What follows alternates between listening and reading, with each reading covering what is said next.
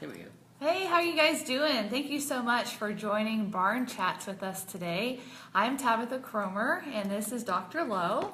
And today we want to go over some safety tips for your horses. And in the meantime, we have some questions already put together. Thank you guys because you sent them to us ahead of time. So we're going to go over and answer your questions. And if you have additional questions, just comment on the line below and we will answer it. And for some reason, if we miss your comment, we apologize, but we will get back to you after the live event. So let's go ahead and get started. Dr. Lowe, would you like to tell them a little bit about yourself? Yes, 1995 graduate of Texas A&M. I was in private practice for 18 years, primarily in mixed animal practice. There was a period of time along with my wife when we had a large animal mobile business where we were exclusively equine and bovine oriented.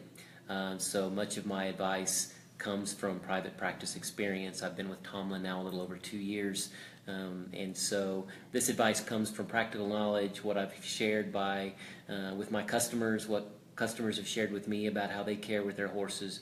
It's important to take this advice and share that with your veterinarian because certainly he or she can give you the best advice because they know more about your horse, because they care for that horse regularly. And before you make any changes or additions, visit with them, take these comments with you if you would like, and perhaps those answers can be best suited for your horse. Great, well let's start off because it's summertime. Happy first day of summer, we're all excited. We have an opportunity to get out and spend more time with our horses. So let's talk about, because it's so hot outside, I know it is in Texas, it's about 95. Let's talk about the care of the horses and dehydration, if they get lethargic, what we need to look for, and things like that. Yeah, so we're very confident that horses experience heat exposure, heat intolerance, just as many animals. There's always that individual variation. Horses that spend a whole lot more time outside of shaded environments, horses that are much more athletic, perhaps are more tolerant, but they do suffer from heat stress. And so certainly it's something we have to be very cognizant of. We know horses sweat, that can be readily available and readily apparent. So really, as far as managing that, first and foremost is a solid water supply, a water supply that is always monitored for contamination, a water supply that needs to be protected from dusts and falling leaves and critters many times because they tend to look for those water sources as well. So good water sources always monitored to make sure they're of the best quality. Providing as much shaded environment as we can, whether that's through lean-tos, whether that's through barns. Certainly something that we could think about as well is when we turn these horses out. For many people, the best time to turn horses out is going to be much later at night. That's important when we talk about environmental control from flies, from dust pathogens that these horses tend to suffer from allergies, but just simply to put them out at cooler times of the night when they don't feel the effects of that heat nearly as much. The other thing we found with our horse, and many people already know about, is using fans. Big barn fans are great for keeping that air circulating around. An added benefit of that is also to control the flies, to keep those insects from perhaps irritating our horses quite as much. So again, water management, shade management, insect management, and again, paying attention to these horses, to look for these horses that perhaps when looking at them may be slightly lethargic, perhaps a little uncoordinated. You can roll that lip up and look at the gums, the mucous membranes. If they feel dry and tacky and not moist and pink and healthy, can certainly be signs that these horses may not be drinking well. The analogy, of course, you can lead a horse to water, but you can't make them drink, certainly holds true. Some horses are better drinkers than others, so we have to make sure they're actually going to the water, that they're doing that with water. Many times we have to provide some electrolyte management. That electrolyte management, many times, besides replacing those ingredients they may be losing through sweat, can also many times stimulate them to drink. It's something we have to take into account once we know the habits of that horse. How about traveling? Because it is so hot, we want to make sure that they don't get dehydrated. And let's say we have an event that's 2 hours away. What should we do or precautions? I mean, obviously, driving at night is much better than during noontime. But let's say we just got off work and we have to go.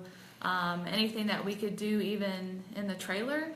Yeah, I mean, again, we have to make sure that there's plenty of circulation in that trailer. If that horse is easily trailered, is very comfortable in loading, then that is going to help tremendously. A horse that's had the added pressure of stress, that we have trouble loading, that already gets a little agitated, perhaps a little bit winded, getting them on the trailer then is going to be much more at risk to some heat and problems. Certainly we want to make sure that horse has been watered prior to loading them, especially if this is just a short haul. If it's a much longer haul, then we do want to stop every couple of hours and offer that horse some water, again making sure he can take some in if needed. But minimizing the stressors are going to certainly also minimize the need for that sort of water, that sort of assistance. So something to think about. Again, hauling at night, driving at night, it's easier on the drivers, it's easier on the animals, especially when we're talking about long haul events. How about turning out the horse or horses? I know a lot of times if we have an opportunity, we try to ride during lunch or even after dinner, but now since the summer is here and it's still pretty hot at 5 or 6 o'clock at night, what do you recommend, like for riding as well as just even turning your horses out? Yeah. So getting back to simply managing their heat and managing the insects, those of you that have horses with fly sensitivity, for instance, are very comfortable turning your horses out at night because they're not exposed to those insects. Those with performance horses, they have the roping pin out back.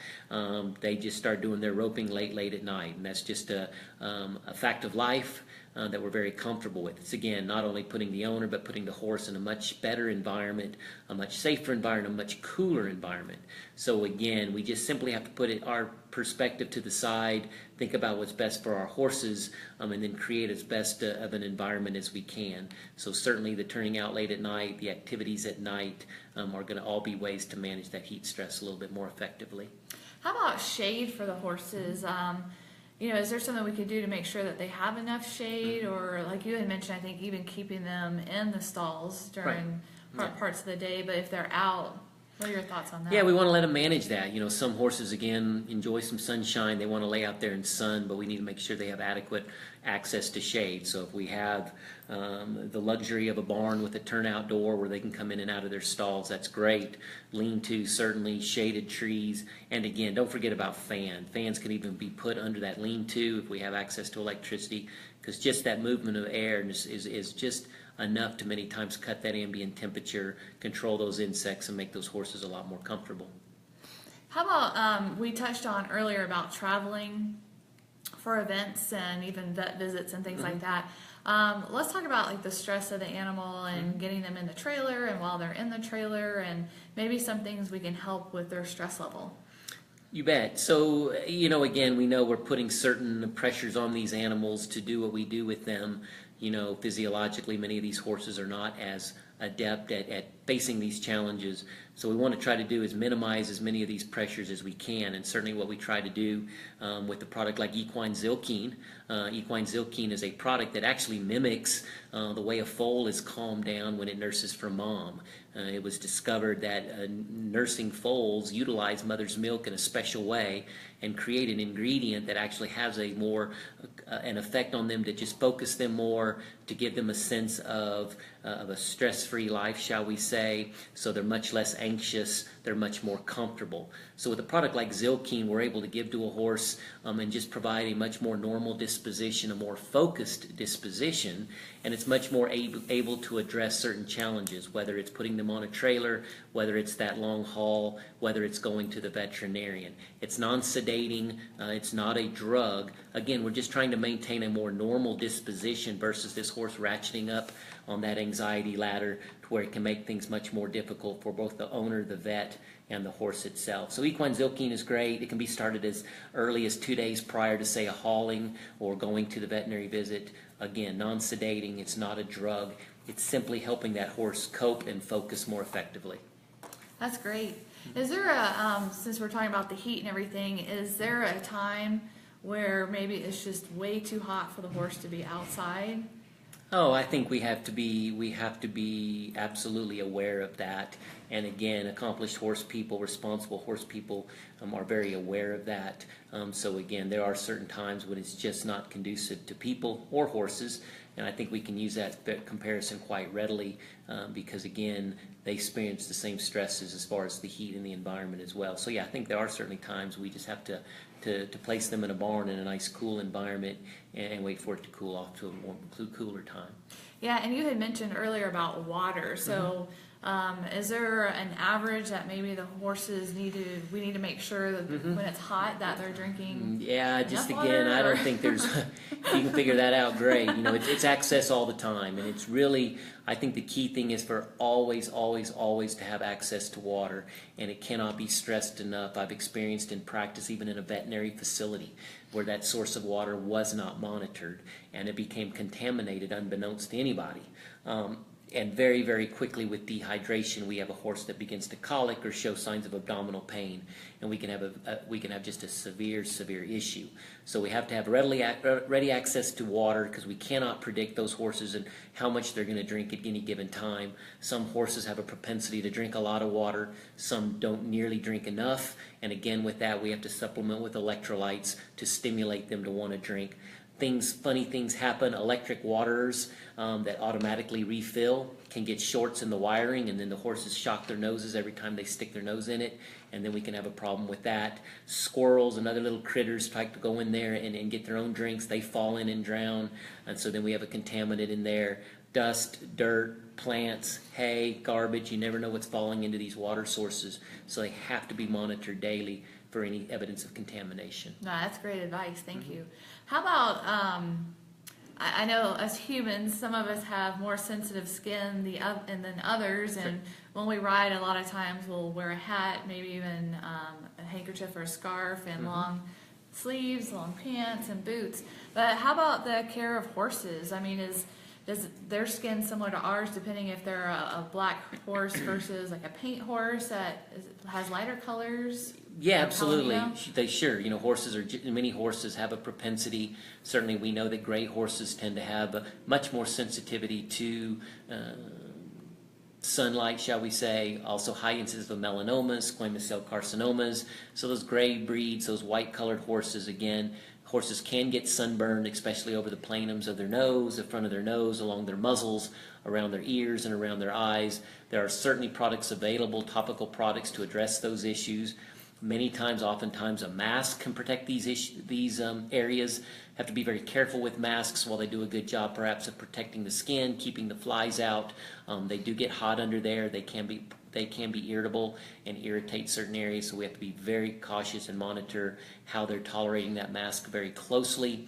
In some situations, again, back to managing this animal is not allowing them out in that sunlight during the day, turning them out late in the evening, and allowing them to get their exercise at that point, just by removing the source of a potential problem. That's great advice. Thank you.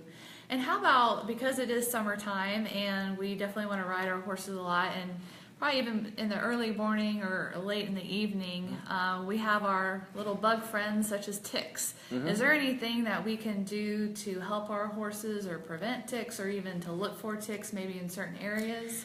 Yeah, absolutely. You know, many parts of the country are endemic with ticks, and it's certainly something that requires just about daily monitoring for those attachment of any ticks. Certainly they like around the ears. The ears tend to be a very common place for ticks to locate, but they can be found most anywhere. Up under the front legs, up under the back legs, along the ventral midline are also some very common things. There are many topicals now available, sprays and otherwise, purported to control those ticks. Personal preference many times is what works best. It's also your environment, managing your environment. Some people have certain parts of their pasture where they know the horses can go safely, keeping them out of the woods where perhaps the tick population may be higher. Again, management decisions such as that, and just as with people, checking daily for evidence of any ticks that have attached. And I think you had mentioned before we got on Facebook Live, we were talking about ticks, and you mentioned when you're trying to take a tick off of any animal, Yep. what we need to be aware of and what we need to do and be responsible. Yeah, always use gloves if you're going to remove those. Best case scenario would be to use some tweezers or some forceps, something like that. Because again, simply using your bare hand and squashing a tick, you could potentially expose yourself to the blood of that tick. And as we all know, ticks carry any number of diseases that can infect people, and that is not an uncommon way for people to become exposed. So if you're trying to remove a tick manually, wear gloves. Even better to use some forceps or some hemostats, things that are normally laying around a barn anyway. Yeah, that's great. Well, and we've talked earlier too about the heat and making sure that the horses don't get overheated. Are there signs of maybe a horse having a stroke, or where they get to the point where they're overheated that maybe we need to look out for? I think, in my opinion, the easiest thing to look for is just a sign of a horse that looks like it's trying to colic a little bit, that's showing signs of some sort of abdominal pain. This is a horse that may be standing, it may be pawing a little bit, it may look a little weak and wobbly, it may be looking at its belly, it may seem somewhat comatose, shall we say. Those are all symptoms that something is not right. And again, colic simply means there is generalized abdominal discomfort. Certainly an animal that's dehydrated, that's gotten too hot, will show those signs. So the same symptoms you're very used to looking at in a horse that you think may be trying to colic, the pacing, the pawing, the looking at its flank, the sweating, would all be things we would want to. What's going to ultimately happen, though, is you're going to have a horse that's not sweating, and when you roll those membranes up, as we talked about, around the teeth, you're going to see very dry membranes, very tacky membranes, like you experience with cottonmouth. And again, those would be all symptoms that there's a major problem. Many times you can look at the consistency of the manure as well. Dry, just really crumbly old manure is also indications perhaps that these horses isn't receiving the fluids it may need. So in that situation, if those signs do show up, and like we had mentioned earlier, if we're traveling to an event and maybe they're in a trailer for a couple hours or so, is it maybe something that we could do is take a syringe and fill it with water? And because I know you can't make and it's unfortunate you really couldn't keep up or get enough in them through a syringe, something like that. Fortunately, most people are very appreciative of how their horse responds. You know your horse as well as anybody. And again, sometimes the management, it's something that has to be addressed proactively. So if we know, boy, our horse tends not to drink when I haul him out to the shows, then we need to get ahead of that with monitoring how much they're taking in. Visit with your veterinarian about perhaps an electrolyte to replace their continued loss, but also to stimulate them to want to drink. Just as when we eat salty foods, we tend to drink more. Same thing with horses. And there are products your veterinarian can recommend to you, because again, when we notice these symptoms, much as with us, when we begin to experience symptoms of heat exhaustion, of dehydration, it's already kind of too late, and we have to be very much more aggressive in our types of therapy. So it's always better to be proactive in our thinking and manage those things early on. Great.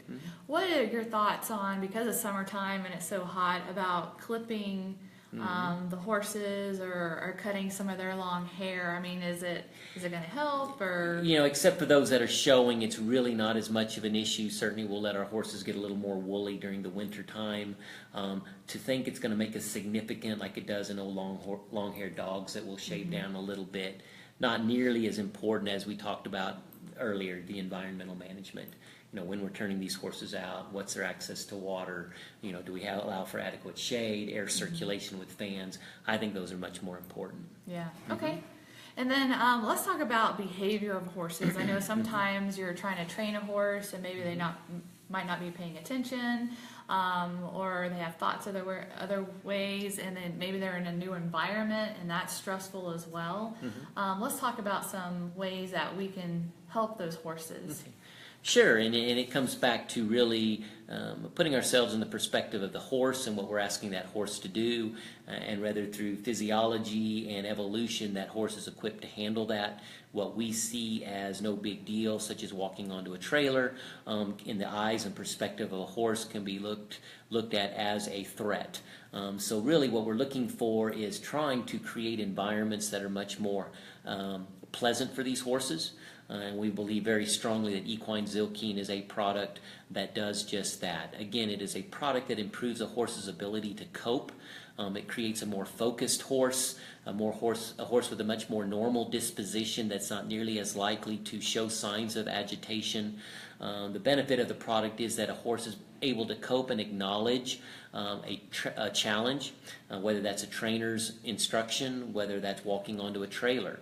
But because it's equipped with this product that helps them to focus, they're able to perform that task, learn from that task, and in the future no longer need that increased focus through Zil Keene, because they've now learned and can better perform without that type of help. So we really truly think it's a tool in the hands of a trainer. It's just very, very effective in a much quicker way, helping that horse cope, learn, and prosper under whatever environments we may be placing it under. Great. And we have a new product that we're very proud of. It's part of the Equestro line. Yeah. First of all, do you want to explain what Equestro is? Yeah, so Equestro is a line of equine supplements that have been available in Europe for over 30 years. There are any number of them you can get online and look that have been used by top competing riders throughout the world for a long period of time. It's a well-recognized brand, especially in the eventing community and the English community, and it's a very exciting opportunity for Vetoquinol to be able to bring these products to the United States. The first product we're bringing to the U.S. is a product called Flexidin UC2. UC2 stands for undenatured type 2 collagen. It is a proprietary ingredient that has been manufactured under a patented process. And what this ingredient does is actually train the immune system to tolerate the naturally produced collagen protein that a diseased joint is producing. The body's response to cartilage damage through joint issues is to try to make collagen. It has cells within its cartilage that make collagen, and this collagen is trying to heal that joint to support that cartilage. Because of the nature of the immune system in a young horse, the immune system has never seen this collagen, so when it sees this collagen for the first time, the immune system reacts to it as it would to a bacteria or any other bug entering the body and attacks it. It's a natural attack, but what this attack does is further damage that joint. What we can do with undenatured type 2 collagen, because it resembles the horse's own collagen, is with a small amount daily, train the body's immune system to basically leave it alone and allow that naturally produced collagen to begin to support that joint, begin to heal that joint. And with it, we know through science and through research that these horses are more flexible, more mobile, more comfortable, and much more likely to return to intended function. Yeah, that's wonderful. So really, it's great for the performance horses, the barrel racers, the cutting horses, any horse that's very active. The pet horse that is for the grandkids, and the grandkids come every few weeks, but it's just an older horse that has some sore joints, absolutely would be an opportunity there. Again, returning that horse to function, to what its intended function was, and it may not necessarily be high-level competition. It may be simply to cart the grandkids around. Great. And the products that we mentioned, Zil Keene Equine and the Flexidin UC2 is available at your veterinarian. And for some reason, if they don't have it, give us a call because it is available and we'll make sure that we get it to them. Well, great. Well, thank you so much. We're going to wrap it up for today. We really appreciate you joining Barn Chats Live on Facebook. Again, if you have additional questions and if we didn't have a chance to answer them, just let us know and we'll get back to you. So thanks again and have a great week. Thank you.